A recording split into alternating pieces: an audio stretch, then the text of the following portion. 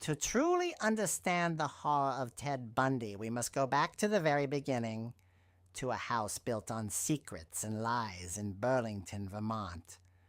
Born in 1946, Ted was raised in an environment where the truth was a flexible concept.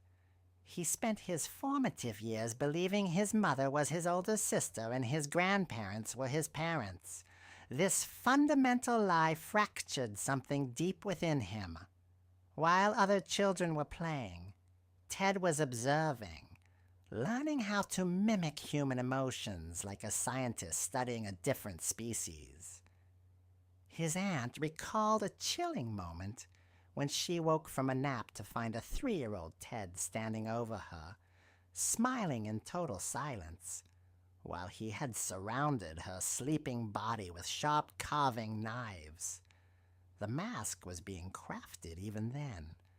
By the time he moved to Tacoma, Washington, he had become the perfect version of the American dream, handsome, articulate, and academically brilliant. But the vacuum inside his soul was growing, and it was about to be filled with blood. The year 1974 marked the end of innocence for the Pacific Northwest. It began with the disappearance of Linda Ann Healy, a popular radio weather reporter. One morning, she simply didn't show up for work. When her friends checked her room, everything looked perfect, except for a small blood stain on her pillow and her missing nightgown. She had vanished into the night like a ghost. This was Bundy's first signature. He was a predator who didn't leave a mess. Over the next 6 months, the disappearances accelerated.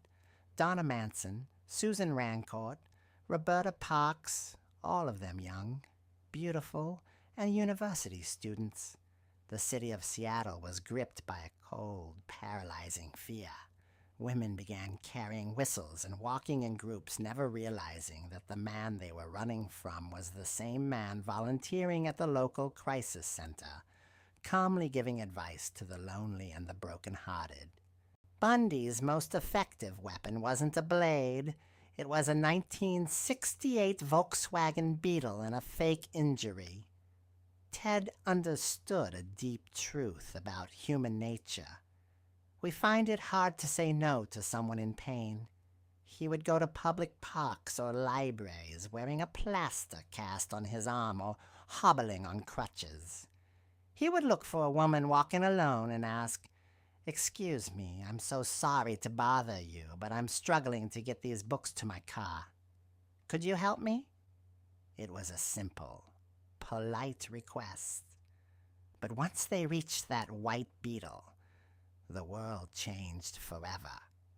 Ted had removed the front passenger seat and the interior door handle. Once the victim was inside, they were trapped in a metal cage with no way out. He would strike them with a tire iron, hide them on the floorboards, and drive to his secondary locations, the deep, silent forests of Taylor Mountain, where he kept his grim trophies. On July 14th, 1974, Bundy's confidence turned into a dangerous arrogance.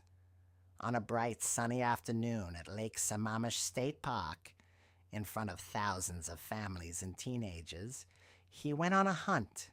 He approached at least 6 different women that day. Some felt a bad vibe and walked away, but Janice Ott and Denise Naslin weren't so lucky. He managed to kidnap both women within 4 hours of each other in broad daylight. This was the first time witnesses gave a consistent description: a handsome man named Ted, with a Volkswagen. The police received over 3,000 tips. Among those tips were his own girlfriend, Elizabeth Klopfer, and his close friends. They all said the same thing: the sketch looks exactly like Ted Bundy. But the lead investigator looked at Ted's resume, a law student with no criminal record, and threw the tip in the trash. It was a fatal mistake that allowed the monster to keep his mask on for another 3 years. In August 1975, Bundy moved his hunting grounds to Utah, thinking a new location would reset his luck. But he met his match in a brave 18-year-old named Carol Durant.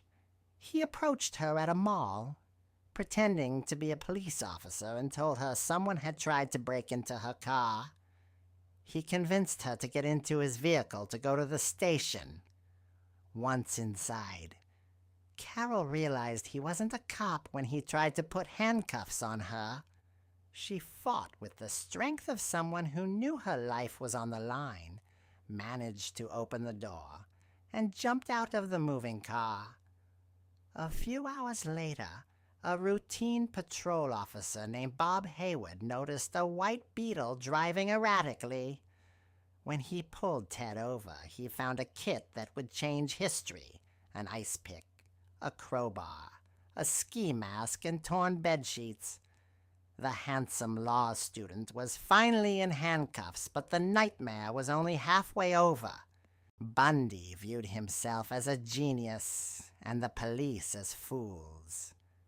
During his trial in Aspen, Colorado, he was granted permission to act as his own attorney, which meant he didn't have to wear handcuffs in the courtroom. During a morning break, he asked the guards for a few minutes in the law library on the second floor.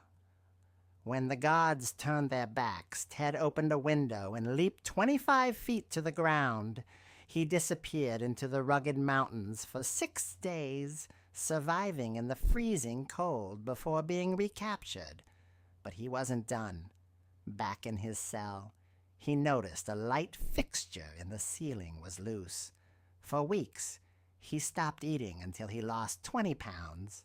On Christmas Eve, 1977, while the guards were celebrating, Ted squeezed through the 12-inch hole in his ceiling, crawled through the ventilation shafts, and literally walked out of the front door of the jail in a stolen guard sweater.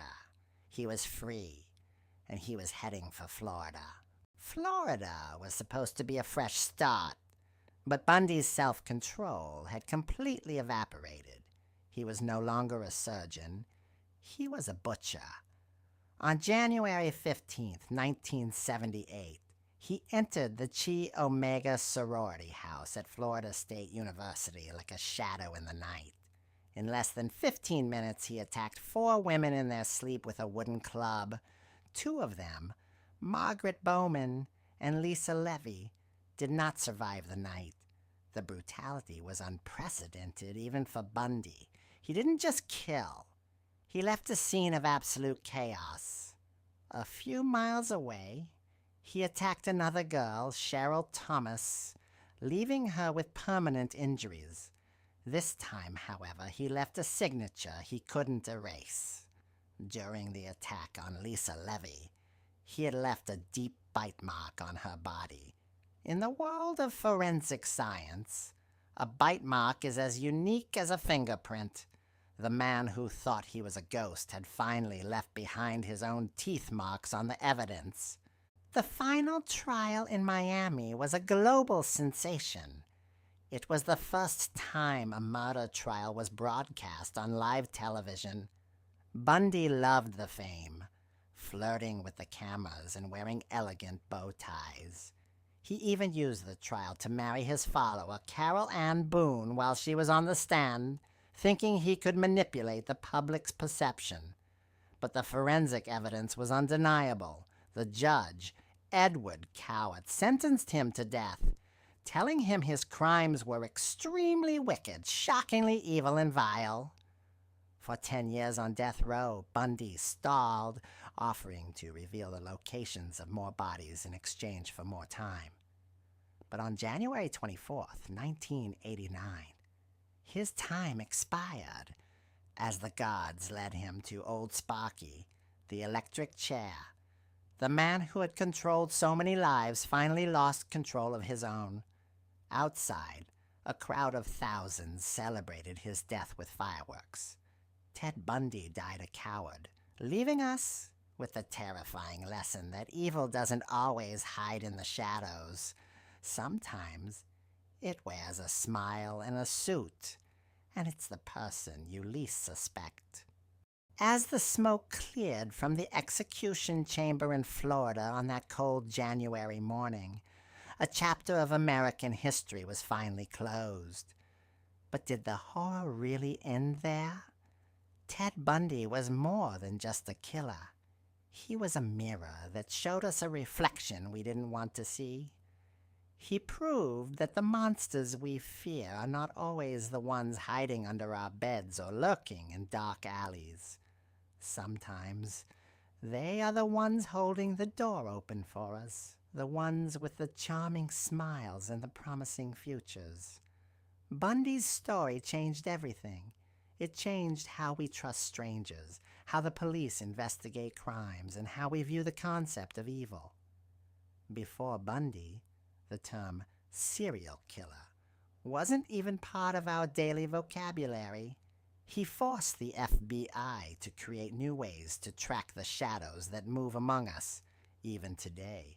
Decades after his breath left his body, psychologists still study his tapes, trying to find the exact moment his humanity vanished. But perhaps there is no answer. Perhaps some people are born with a void that can never be filled. So, as we close this file, I want you to think about the people you pass every day on the street.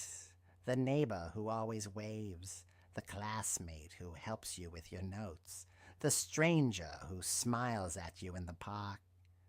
We like to believe we can see the darkness in someone's eyes, but Ted Bundy showed us that the most dangerous darkness is the one that is perfectly hidden behind a mask of light.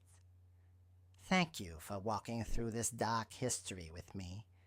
If this story chilled you to the bone, make sure to subscribe and join our community of mystery seekers. I am Morgana, and I will be here, waiting for you in the next shadow. Until then, keep your doors locked and never trust a smile you don't truly know. Sleep well, if you can.